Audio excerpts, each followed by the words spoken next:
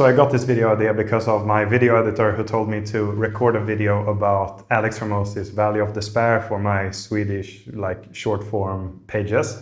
But I thought this concept was quite interesting because it reminded me of that whole thing that you go through this optimism and then you go into this pessimistic state where you think everything is shit, and then you go down to the Valley of Despair, and then if you push through, you'll realize that, yeah, okay, it's actually possible, and then you reach your goal.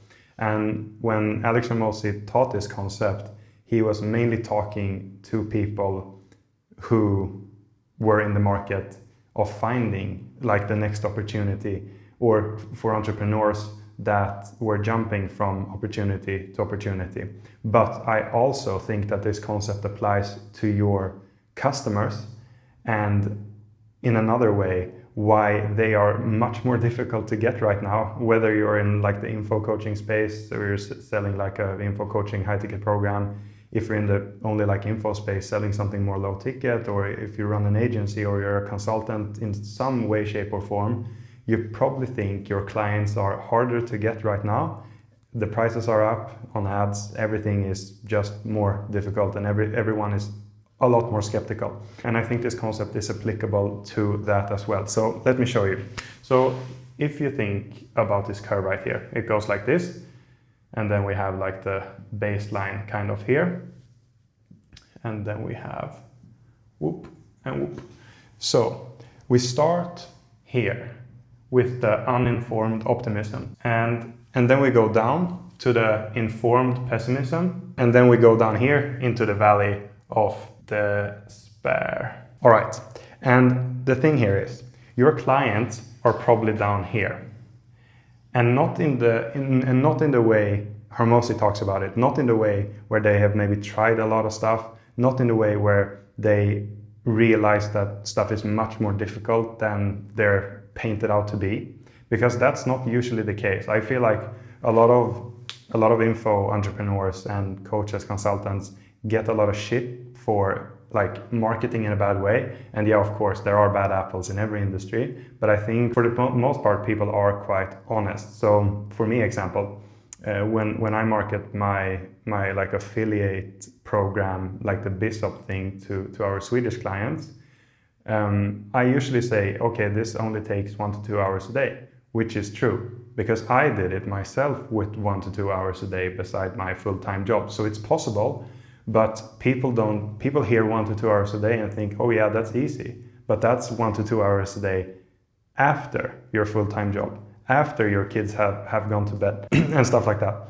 So that's how your clients get into, or your potential clients get into this informed pessimism / the valley of despair. And something else that I think adds to this valley of despair is overwhelmness, or overwhelmingness. I don't know what the fuck the English word is, but people have so many options right now to either choose you or a competitor or someone else in some other vertical in the same kind of opportunity. So let's say you're running a make money online course. For most B2C consumers, I feel at least, they usually just stumble on the opportunity. So they don't have this built-in passion for dropshipping or e-commerce. They stumbled upon dropshipping or e-commerce, found someone they liked, and that's how they got into it. The same for my clients. My clients don't have a burning passion for marketing and affiliate marketing, but they found me, they found us and our organization and thought, okay, this sounds good. And then they get into the opportunity. So you're not only competing with your direct competitors that does the exact same thing as you. You're also competing with adjacent competitors who gives the same end result, but not in the same way. And with the current state of the market, wherever you are, so I'm in the Swedish market only as of right now, and that's quite a small market. We're only 10 million people in Sweden, and we have me, we have another guy also named Edwin, and we have some other dudes running an e-commerce offer. another guy and his girlfriend running an e-commerce offer, that's quite big. A couple of more like e-commerce offers, some trading guys, and some like investment guys. So I would say me, these like 3 e-com guys, and some of these like forex/trading guys, we are competing for the same people, more or less. Some of these clients that we are getting, of course, have already decided that, no, I don't like dropshipping, I don't like trading, I want to do marketing. Because maybe they've been burnt in the past because of some dropshipping guru's course or some trading course or whatever. But most of them, they just stumble upon someone, they think, okay, this sounds reasonable, I'll buy. And the point I'm trying to make here is the more competition and the more information that goes out there, so the more your competition and you yourself put out information, like trying to scream, okay, look at me, my offer is the best, what I'm doing is the best, the more overwhelmed the clients will be or the prospects will be, and they will go down this valley of despair. If you then sprinkle in a bit of like previous skepticism, some previous like scandal stuff, people who've been burned, maybe some media posts, whatever, then you're really down in the shit. And I think a lot of the market right now is down here in many ways. So what worked 6 or 12 months ago, marketing-wise, doesn't work anymore. And you can see this, like if you look at the business guys, if you look at the guys who are doing marketing to business owners, to people like you and me. For example, Jeremy Haynes, if you're not familiar, he's a good marketer. He has his like inner circle mastermind offer, and he's super transparent. Like almost like, fuck off, you don't fit in here, go away. It's like anti-marketing basically. But that works. And the reason it works is because the B2B, like the business owners, are very aware of what marketing is. So regular type of marketing doesn't really work for people like you and me. But our clients, like our less educated clients, the customers, the consumers, or like the business owners who are not in this, like who are not in the trenches, so to speak, they are getting to that point. Because you and me have probably been down this valley of despair with agencies, with like info programs that promises, oh, get 20 clients in 180 days and everything will be fine. Like those kind of offers have been milked out. So we're all down here. And that's why this kind of anti-marketing works. And my prediction is that this will be the next thing for like the B2C market as well. And especially depending on how your country and how your market works. So I think, for example, the American market works a lot different than, for example, the Swedish market. Both because the Swedish market is a bit behind, but also that Americans inherently usually have more money to spend because credit is easier to get, and people are more like entrepreneurial and like success more.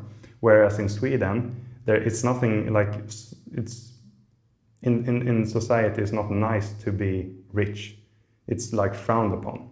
So people won't buy BizOp offers as easily. And we're taught to be like skeptical and stuff like that. So with this being said, depending on where you're located, you know your market best. But I think the market is down here, and not in the way that Hormozy talks about it, but in the way that, yeah, kind of like Hormozy talks about it, but also because there is so much information that people get overwhelmed. They see these claims all over again, so they don't even have to get burned. They maybe haven't even had a bad experience with you or with your competitor or anyone, but they're just so overwhelmed by this information, so the marketing doesn't bite anymore. So what we are doing is we're just very transparent. So for example, we have a guarantee in our offer still. So we have toyed with the idea of removing it. We have tried removing it. It works, but you get a lot of like skepticism objections. However, the way we marketed the guarantee before was too aggressive. It was like the Charlie Morgan style, where you're like, if you don't get results, you don't pay, which is false. Like that's basically almost a lie, which we wanted to move away from. And that worked. It worked to get like calls that way, to get bookings that way, and then you just clear the air on the call and explain how it works, and people were like, okay, fine. But that kind of marketing doesn't work anymore. So if you want to have a guarantee and a risk reversal, which can be good, you have to market it in an honest way. So for example, if I take my competitors in the like e-commerce space, they have guarantees, but their guarantees usually requires the customer to spend money on Facebook ads. So the guarantee is not really a guarantee, because if you buy a course for 4K and then you have to spend 10K on Facebook ads to get your 4K back, you're still fucked. So what we do, for example, is in our VSL, I explicitly like go through the terms of the guarantee. So that's basically like anti-marketing. It's not sexy, but it gives trust. So what I'm trying to say here is like, you should obviously like still do marketing, but do it in a way where it's transparent and where you can differentiate yourself from all the other guys in your market. And look at like the B2B market and think, okay, if you're selling to customers, for example, or if you're selling to like less knowledgeable people who are not like exposed to this like internet marketing all the time, look at what's happening in the like B2B coaches consultant space right now, turn back the time like 1 to 2 years and do like a mix in between. And I think that will work wonders for your B2C clients. So with that being said, like this is just a rant. I can be completely wrong, so don't kill me if I'm wrong. But this is where I see the market going, and this is what I'm trying to do with my marketing because of this that I talked about right here.